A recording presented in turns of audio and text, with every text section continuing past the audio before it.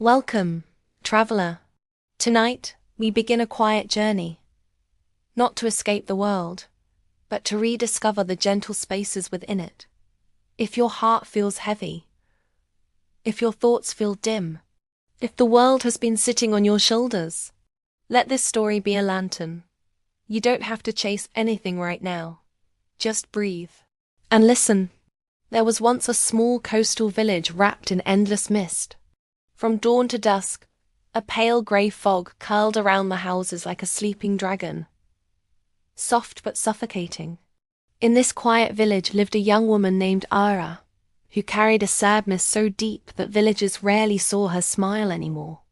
Ara had once been known for her laughter, bright, golden, echoing down the cliffside paths. But after a long year of losses she didn't know how to name, the light in her seemed to dim.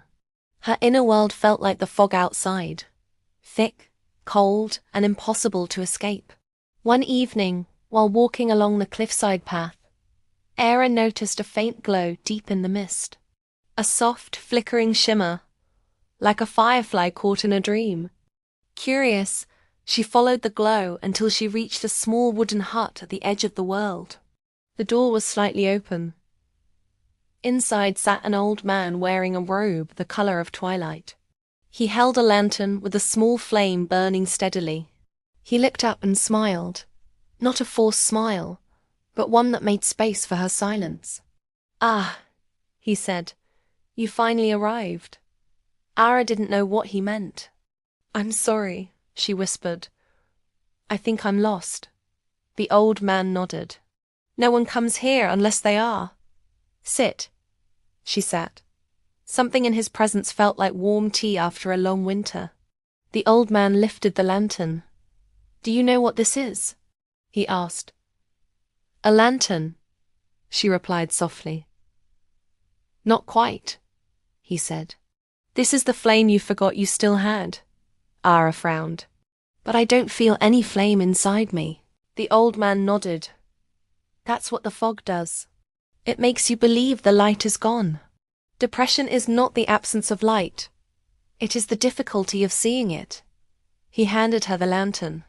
As her fingers touched the wood, the flame grew slightly brighter. "You see?" he said. "Your presence makes it stronger." Era watched the flame dance. It didn't burn like fire.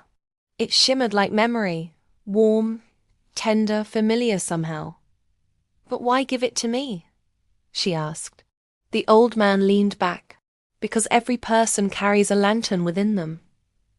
Most forget they have it. Others fear they'll burn themselves. But the truth is," his voice softened, "the flame doesn't ask you to be strong. It asks you to simply hold it." Ara stared into the flame.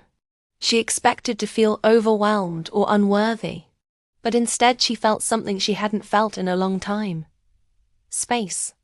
A small space, just enough to breathe. The old man continued. "The fog outside mirrors the fog within. But fog does not stop the sun from rising. It only hides it temporarily. Your sadness is real, Ara. But so is your light." Ira's eyes filled with tears, not of sorrow, but of recognition. She didn't suddenly feel healed. She didn't suddenly feel whole. But she felt seen. And that was enough. "Take the lantern," he said. "Walk home with it. When the fog feels too heavy, sit with it. Let the flame remind you. Your light has not abandoned you." Era walked out into the mist. The lantern glowed. It did not burn away the fog, but it helped her see her next step.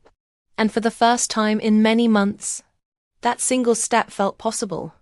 If your heart feels heavy, like Ara's, if life feels like a fog that won't lift, remember, you don't need to clear the whole mist. You only need one small light to guide the next step. Your light is not gone. It may be quiet. It may be tired. But it is still yours. Breathe, hold your lantern, and walk gently into the next moment.